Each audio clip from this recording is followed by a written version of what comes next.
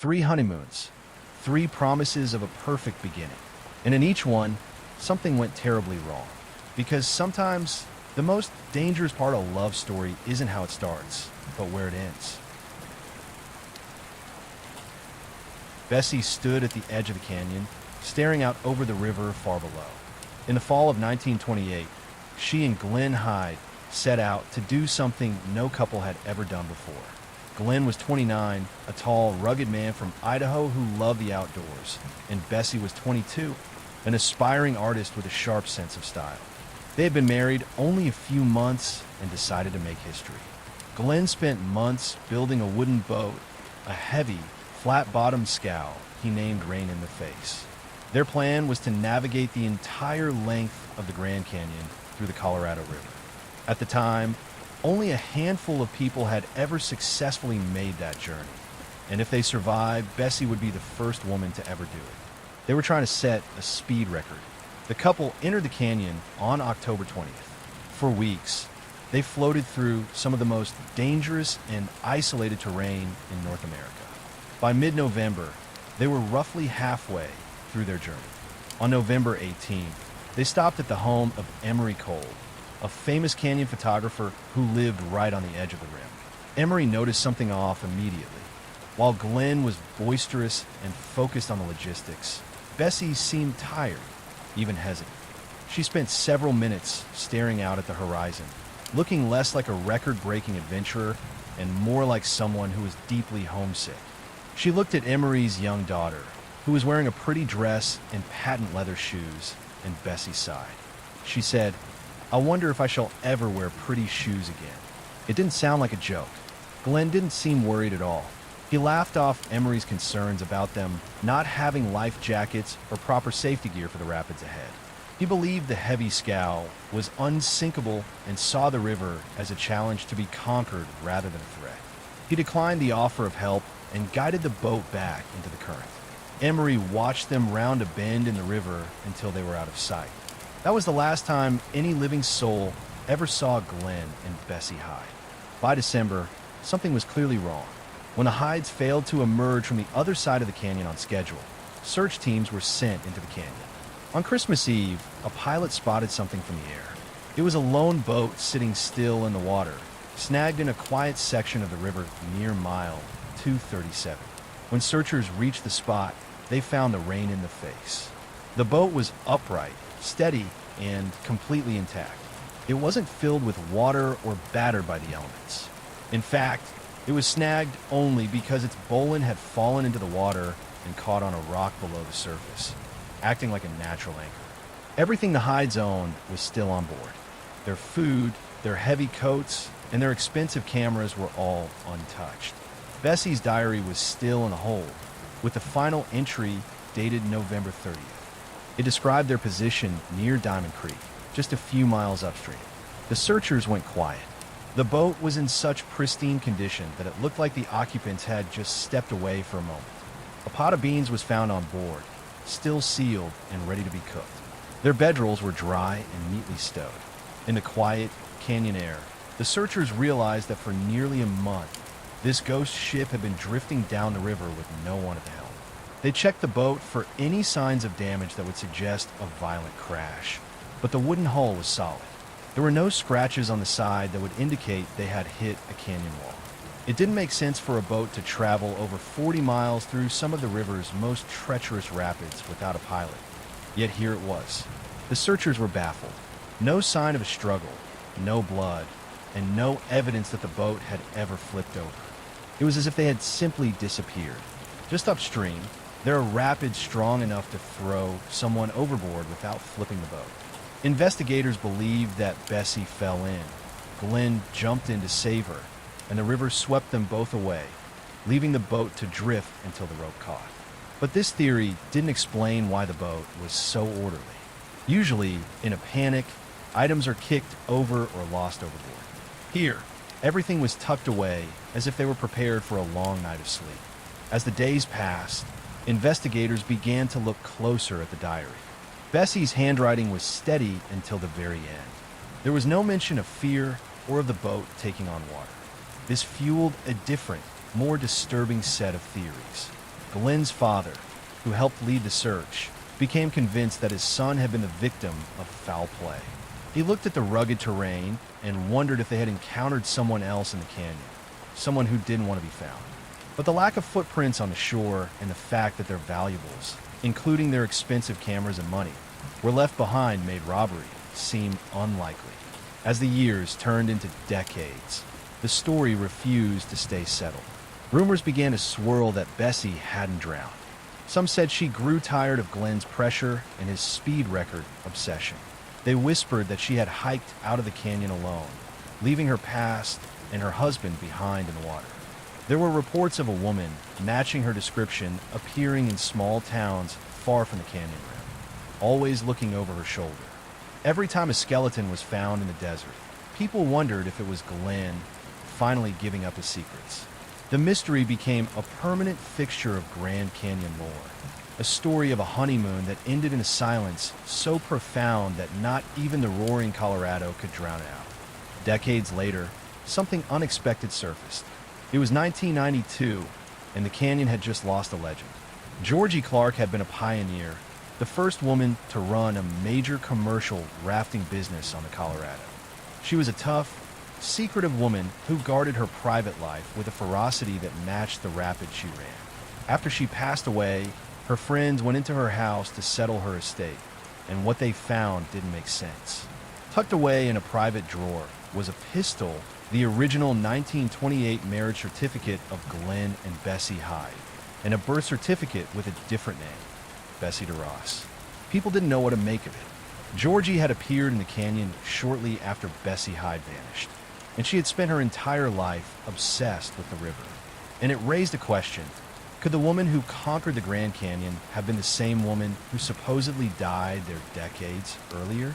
Georgie Clark was known for being intensely private about her past, often telling conflicting stories about where she came from.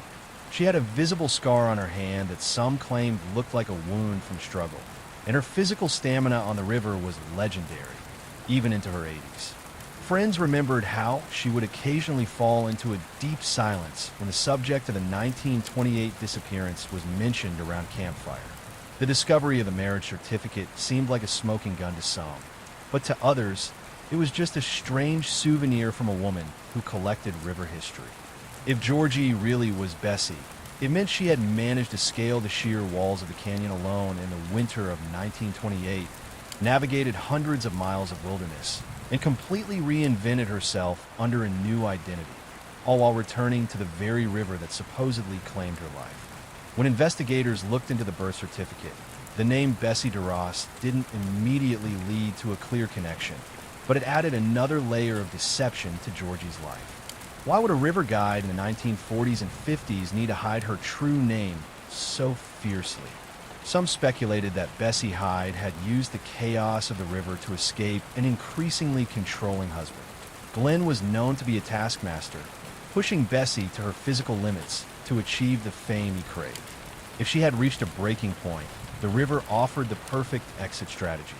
She could have slipped away at a quiet camp, knowing the river would be blamed for her death. Some people believe it may not have been an accident at all, while many historians now believe the physical evidence suggests Georgie and Bessie were two different people. Citing height differences and dental records, the discovery of the marriage certificate remains unexplained. There are those who still swear that on certain nights, Georgie would speak about the canyon as if she had known it long before she officially arrived. The rumors of her true identity became as much a part of the Grand Canyon as the Red Rocks themselves. To this day, the bodies of Glen and Bessie Hyde have never been found. They remain part of the canyon itself, two shadows in a wooden boat that was found perfectly intact, carrying everything but its passengers.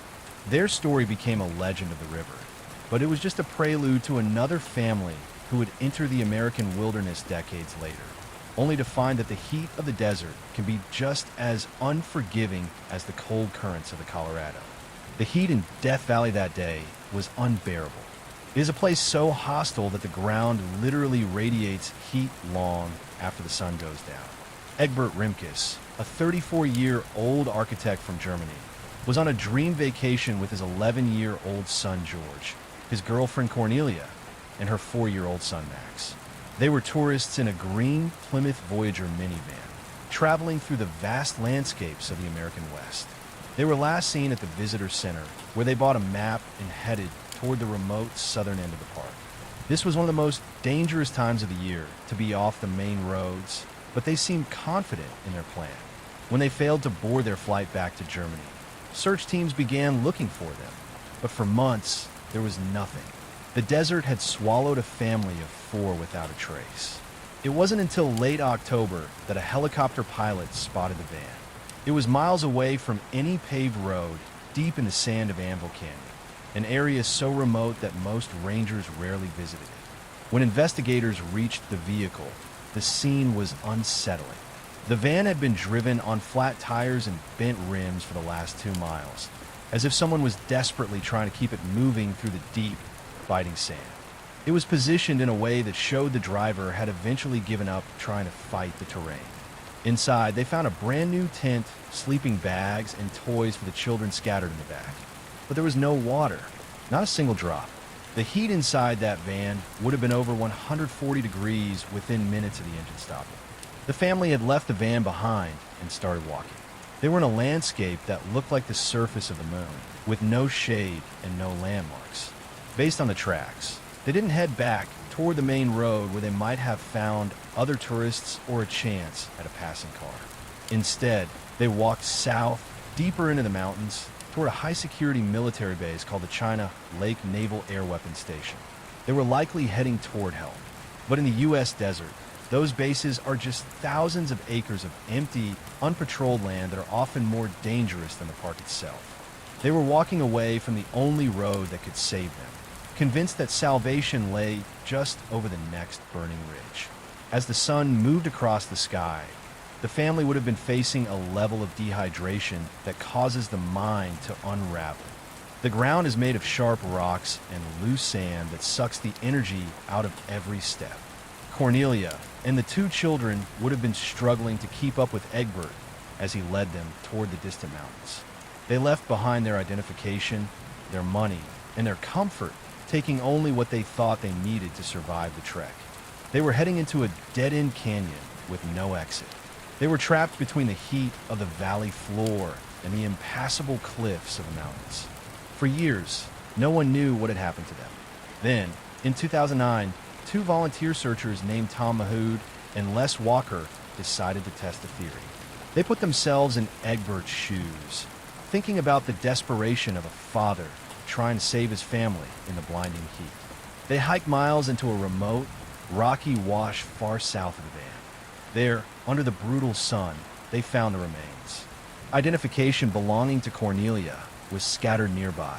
The family had made it much further than anyone thought possible, trekking through the desert with 2 small children in 120-degree heat. Investigators believe the heat overwhelmed them. One detail stood out. Among the scattered belongings was a single bottle of water. It wasn't empty. It was half full. In extreme heat stroke, people often become disoriented and lose the basic instinct to drink. They were found just a few miles from the military base, a place they thought was salvation, but was actually just more desert. They had been carrying water the entire time. They just never used it.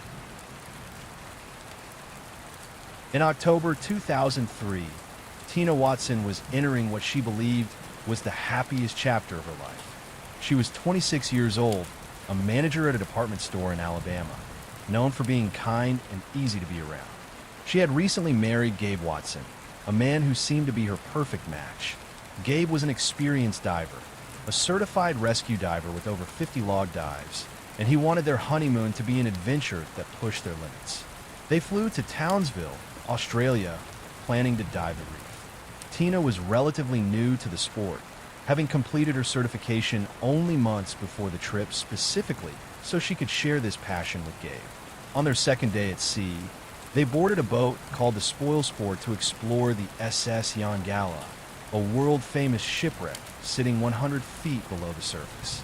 The water was rough and the current was strong, but Gabe assured Tina that they would be fine. She trusted him completely as they suited up and rolled into the deep blue water. The descent started normally. They followed a line down toward the wreck, But only a few minutes into the dive, something went terribly wrong. According to Gabe's initial statement to the police, a sudden and powerful current began to pull Tina away from the safety of the line almost immediately.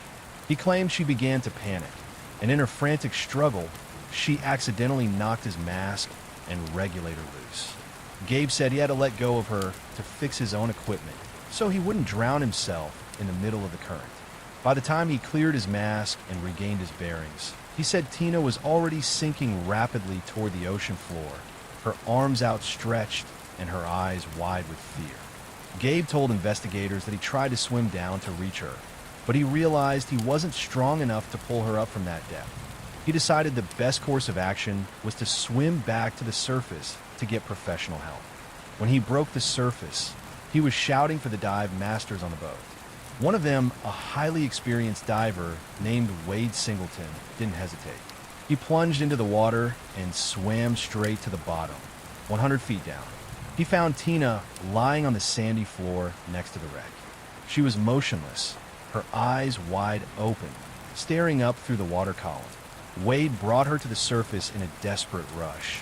But despite nearly 40 minutes of resuscitation efforts on the deck of the boat, Tina never took another breath. The initial shock of the tragedy was felt by everyone on the boat, but as the crew began to decompress and look at the logistics of the accident, things didn't add up. Gabe's behavior on the boat after the incident was described by witnesses as unusually calm and detached. While the crew was devastated and Tina's body lay under a tarp, Gabe was seen talking casually with other passengers about the conditions of the water. More importantly, the physical evidence was starting to whisper a different story. The SS Yongala is a challenging dive, but it is not a place where an experienced rescue diver should lose their partner in clear water without a fight. Investigators began to look at the equipment Tina was wearing. Her tank was nearly full of air, her regulator was functioning perfectly, and her weight belt was still securely fastened. In a typical diving panic, a person's first instinct is to inflate their buoyancy compensator or drop their weights to rocket to the surface. Tina had done neither. It was as if she had been rendered unable to help herself, or someone had actively prevented her from doing so. The mystery was no longer just about a tragic accident. It was about what happened in the silence between Gabe letting go and Tina hitting the sand. As the Queensland police began their formal investigation, they caught a massive break from an unlikely source. Another tourist on the dive boat had been testing out an underwater camera at the exact moment the tragedy was unfolding near the wreck. When they developed the photos, one image stood out. In the background of a shot intended to be a simple souvenir of the reef, Tina can be seen lying on her back on the ocean floor. She is a small, pale figure against the dark sand of the reef. But the truly disturbing part of the photo is the figure of Gabe Watson. He is in the frame, but he isn't diving down to save her, and he isn't swimming toward the surface in a panic. He appears to be swimming horizontally, moving away from his wife with a posture that dive experts later described as calm. This image didn't match what he said about desperately trying to reach her when she sank. It looked less like a rescue attempt and more like a departure from a scene he had already finished. The investigation then turned to the dive computers both Gabe and Tina were wearing. These devices act like a black box for a flight, recording every foot of depth and every second of the dive. When technicians downloaded Gabe's data, they found that he had stayed at a depth of about 50 feet for several minutes after he claimed to have watched Tina sink into the abyss. His ascent to the surface was not a frantic emergency climb. It was a textbook perfect, slow ascent that followed every safety protocol to avoid the bends. For a man who claimed his wife was dying beneath him, his heart rate and breathing, as reflected in his air consumption data, didn't seem rushed throughout the entire event. Even more chilling was the discovery that investigators questioned the data from her dive computer, but they could not prove it had been deliberately altered. This suggested the device might have been manipulated to hide the true duration of the struggle or to reset the timeline of the dive to match a pre-planned story. Witnesses from the boat also began to come forward with stories that painted a dark picture of the couple's final moments. Several divers recalled seeing Gabe and Tina together near the wreck, but they didn't look like they were exploring the ship. They looked like they were locked in a bear hug. One witness, Dr. Stanley Stutz, was an experienced diver who watched the couple from a distance through the clear water. He noted that Gabe seemed to be holding Tina in a way that pinned her arms to her sides, making it hard for her to move and float to safety. He watched as Tina began to sink, but he assumed at the time that Gabe was a professional who was handling the situation and was perhaps performing some kind of drill. It wasn't until he heard the screaming and crying on the boat later that he realized he might have witnessed a struggle for survival. When experts reenacted the dive using the same equipment and currents, they found that it was physically impossible for a current to strip a regulator from a diver's mouth without also tearing away their mask. Yet, when Gabe surfaced, his mask was perfectly in place, not a drop of water inside.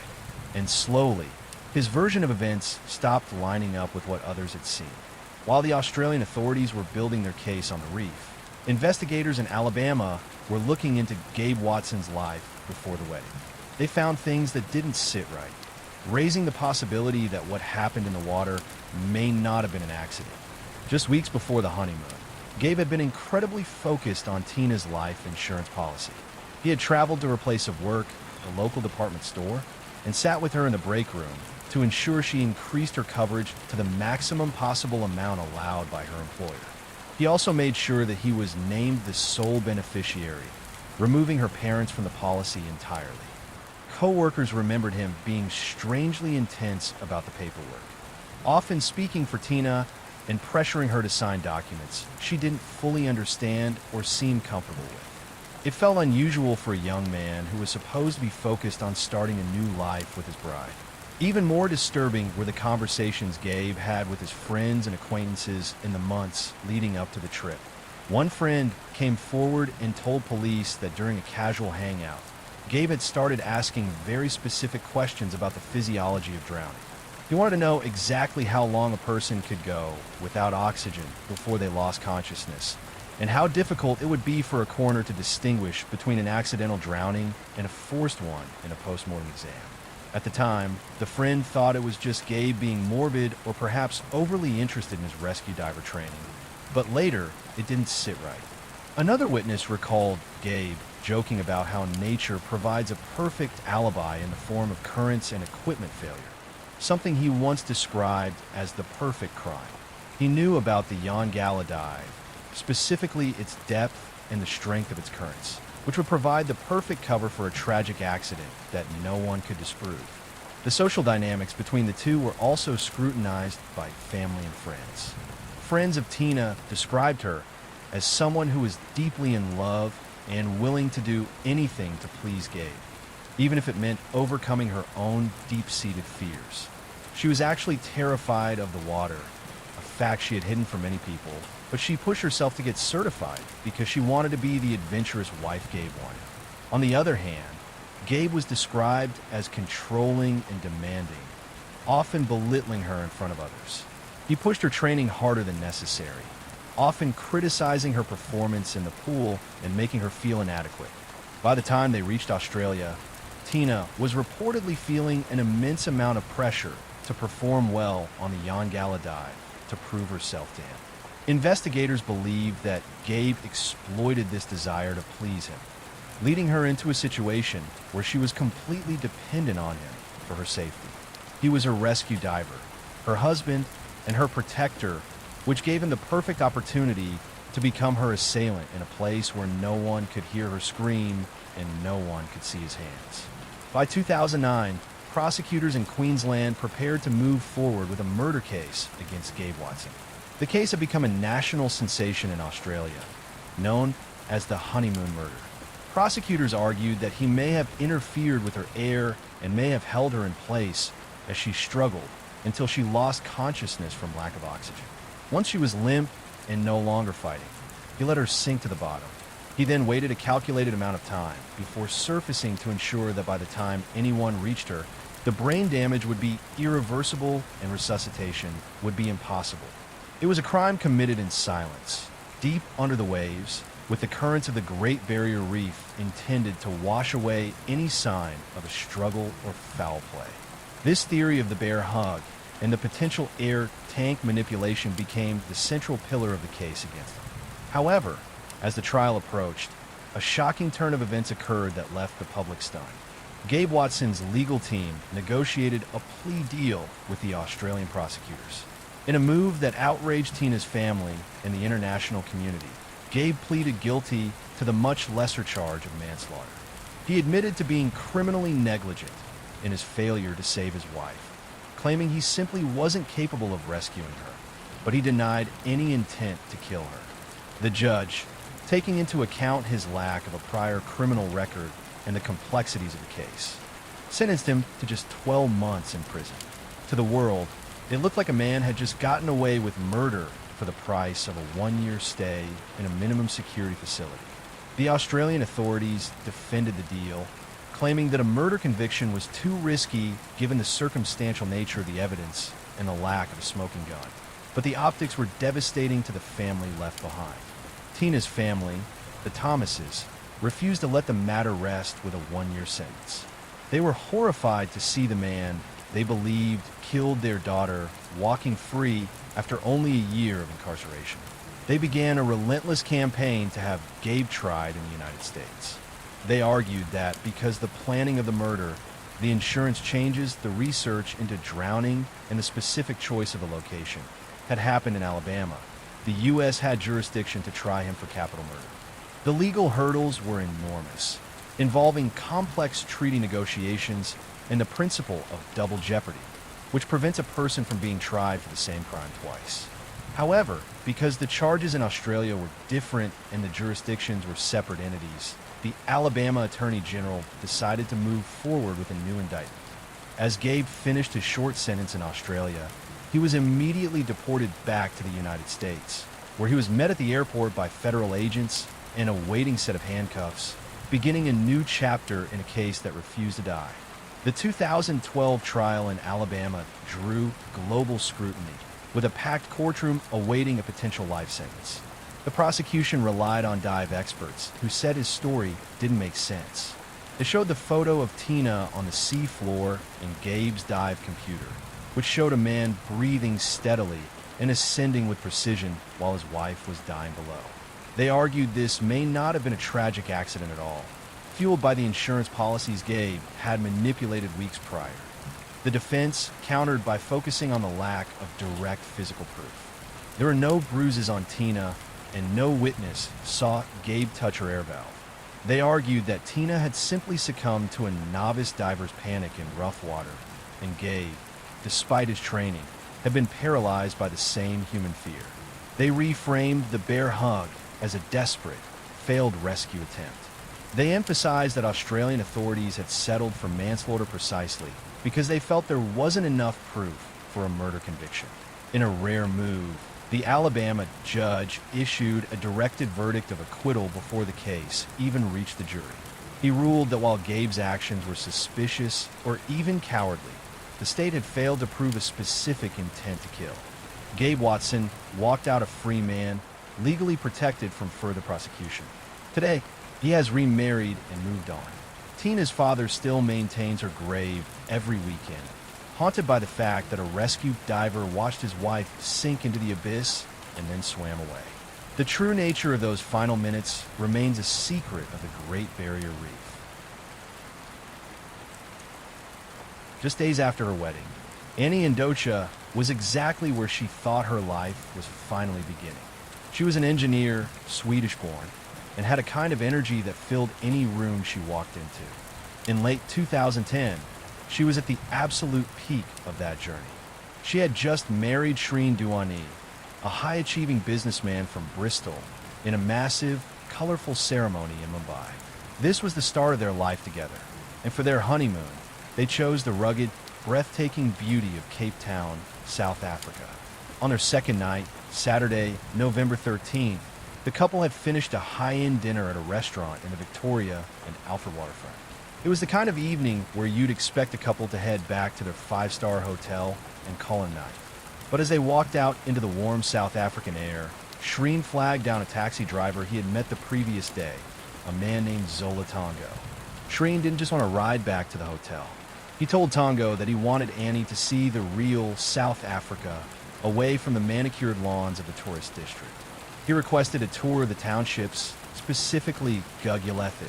Now, if you know anything about Cape Town, you know that Gugulethu is a place with a very complex and often dangerous reputation, especially after dark. It's a labyrinth of narrow streets, informal settlements, and very little street lighting. Most tourists are warned to stay away, but Shreen insisted. Tongo agreed, and the three of them set off.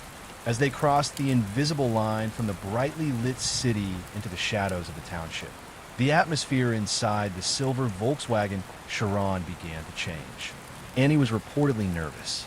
She was looking out the window at the unfamiliar, dark surroundings, wondering why they were there. Suddenly, as the car slowed down at an intersection deep within the township, the doors were jerked open. Two men, later identified as Mzwamadota Quaid and Zola Mjini, lunged into the vehicle. They were armed, and they were frantic. They immediately forced Tongo out of the driver's seat and onto the pavement, leaving him behind as they sped off with Shreen and Annie trapped in the back. For the next several minutes, the car was a rolling nightmare. The hijackers were screaming at the couple, demanding their phones and money. Shreen would later describe a scene of pure chaos where he tried to negotiate for Annie's safety, telling the men they could have everything as long as they let them go. But the men weren't interested in a negotiation. They drove deeper into the maze of Gugulethu, the car bouncing over potholes and swerving through the dark. Then, the car came to a sudden halt. The hijackers grabbed Shreen and forced him toward the window. They told him they were letting him go, but they were keeping Annie. In a move that would later be scrutinized by millions, Shreen was pushed out of the car. He landed in the dirt, watching the taillights of the Volkswagen disappear into the night with his wife still inside. He was left alone in one of the most dangerous neighborhoods in the world, frantically running toward any house with a light on, banging on doors and screaming for help. By the time the police were mobilized and the search began, the trail was cold. It wasn't until the sun began to rise the next morning that a police helicopter spotted the silver car abandoned on a quiet side street. When officers approached and looked through the glass, they found Annie. She was slumped over in the back seat, still wearing her black cocktail dress. She had been shot once in the neck. The dream honeymoon had ended in a desolate township, and the world was left wondering how a simple taxi ride could turn into a targeted execution. As the news of Annie's murder hit the international headlines, the South African Police Service was under massive pressure. Tourism is the lifeblood of Cape Town, and a high-profile honeymoon murder is a PR nightmare. They needed results, and they needed them fast. They started with the driver, Zola Tongo. Tongo was initially treated as a victim who had been hijacked along with the couple. But investigators noticed something odd. Tongo seemed unusually helpful, almost too eager to provide details, yet his timeline of the evening had small, nagging inconsistencies. When they checked his phone records, they found he had been in contact with two local men with criminal records, Quabe and Njini, in the hours leading up to the random hijacking. Within days, all three men were in custody. And then everything changed. During his interrogation, Zola Tongo didn't just admit to the hijacking. He claimed the entire thing was a staged hit, and he pointed the finger directly at the grieving husband, Shreen Dewani. Tongo told police that Shreen had approached him the day before and asked if he knew anyone who could remove someone. He claimed Shreen offered him 15,000 rand, roughly $1,300, to arrange the murder. Tongo said the plan was to make it look like a tragic, random carjacking so that Shreen could return to the UK as a victim. According to Tongo, the reason they went to Gugulethu wasn't for a tour. It was because that was the designated kill zone where the gunmen were waiting. The police immediately pulled the CCTV footage from the Cape Grace Hotel, where the couple had been staying. What they saw on those tapes was chilling. They didn't see a couple in the throes of honeymoon bliss. Instead, they saw Shreen meeting with Zola Tongo multiple times in hidden corners of the hotel lobby. In one specific clip, Shreen is seen walking up to Tongo's taxi and handing him a plastic bag. Tongo claimed that bag contained the down payment for the murder. Another clip showed Shreen and Annie walking through the lobby. but they weren't holding hands or talking. They looked like strangers. Investigators began to look into Shreen's background and found that he was a man who lived his life in compartments. To his family in the UK and his new bride, he was a successful, traditional businessman. But behind the scenes, he was someone else entirely. The South African authorities realized they weren't looking at a botched robbery. They were looking at a cold, calculated conspiracy. They discovered that Shreen had been using his laptop to search for information on the safety of Cape Town and carjackings in South Africa before they even left the UK. More importantly, they found that Shreen had been involved in a secret life that involved male escorts and a lifestyle that would have been completely unacceptable to his conservative family. The theory was that Shreen felt trapped by the marriage he had just entered and saw Anni not as a partner, but as an obstacle to the life he actually wanted to lead. He couldn't get a divorce without shaming his family, so he decided to remove her in a way that would leave him with the world's sympathy. Armed with Tongo's confession and the surveillance footage, South Africa issued a formal warrant for Anni Dewani's arrest. But by then, he was already back in Bristol, protected by British soil.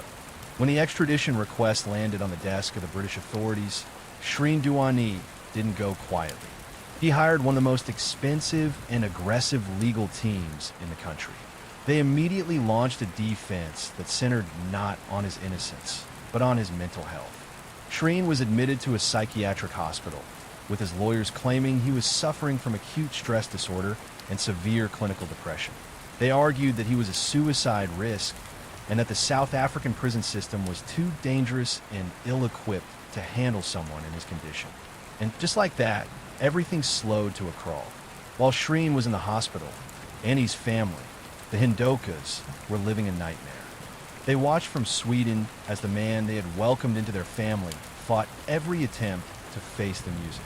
They made frequent trips to London, holding press conferences on the steps of the court, begging Shreen to just go back and tell his side of the story if he was truly innocent. The tension between the two families was palpable. Shreen's family accused the South African police of a witch hunt and claimed the hitmen were lying to get shorter sentences. Meanwhile, the prosecution in South Africa was building a massive file on Shreen's secret life. They began looking into a web of claims from men who had encountered Shreen in private. One name that surfaced in media reports was Christian Schutte, a South African escort. He claimed that he had been involved with Dewani and that the businessman had discussed the internal struggles he faced regarding his sexuality. Another witness, known as the German Master, was a male escort named Leopold Leeser who claimed Shreen had visited him multiple times. Leeser alleged that Shreen had admitted months before the wedding that he needed to find a way out of his upcoming marriage, but felt trapped by expectations. The prosecution believed these testimonies provided the missing piece of the puzzle, a motive. They argued that Shreen was living a double life, and that Anni had become a barrier to the freedom he craved. Finally, in April 2014, the wall crumbled.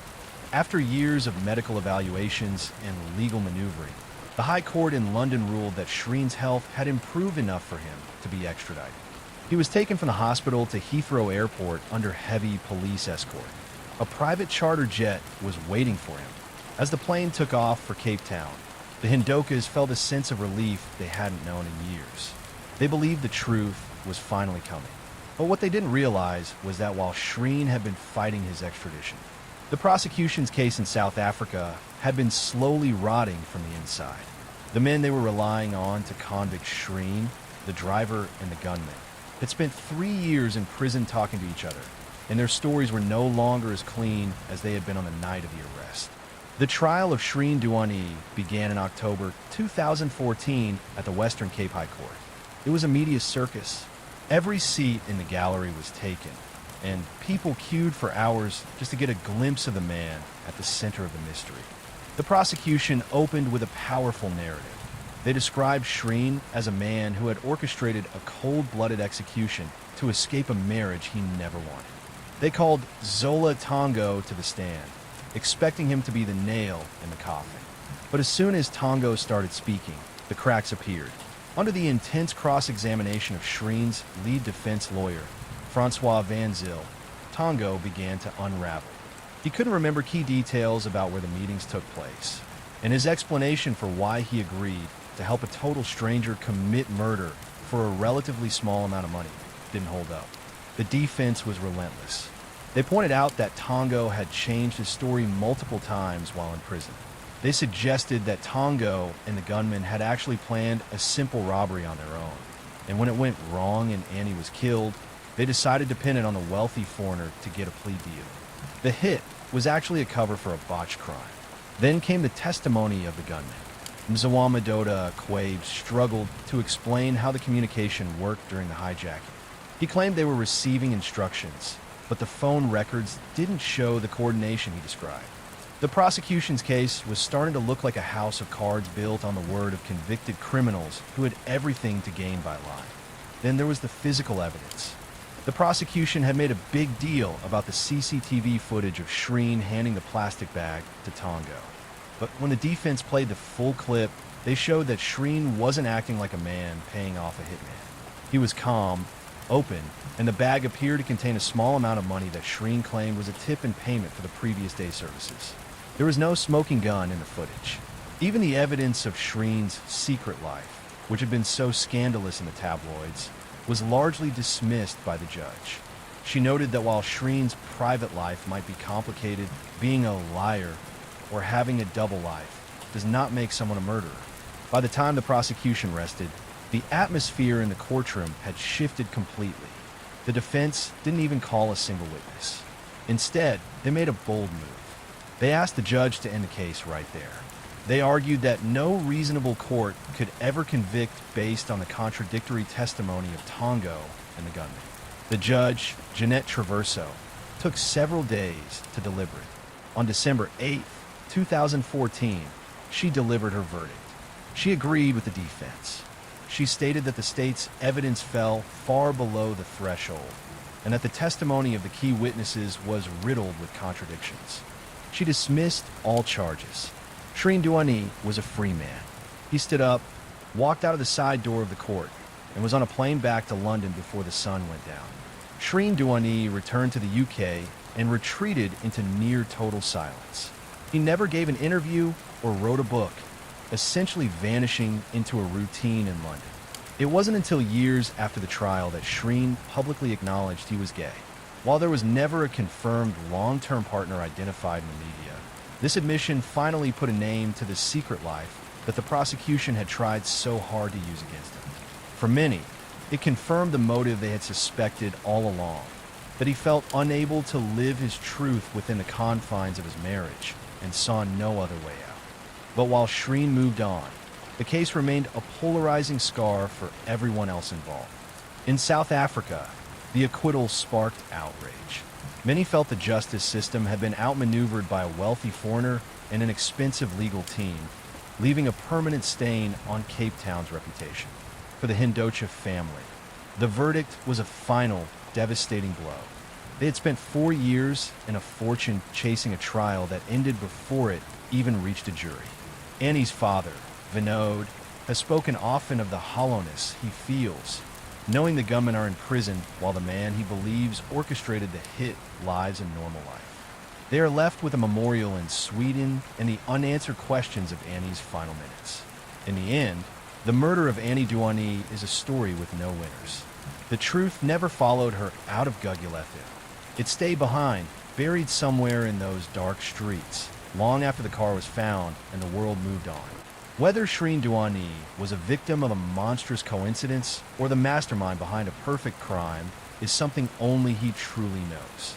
He carries that secret through the streets of London, while Annie remains a silent figure in a black dress, a victim of a night in Gugulethu that never should have happened. The truth remains buried in the township shadows, just out of reach, leaving behind only the vanished echoes of a honeymoon that ended before it ever truly began. If you enjoy stories like this, consider subscribing and share it with someone who would too.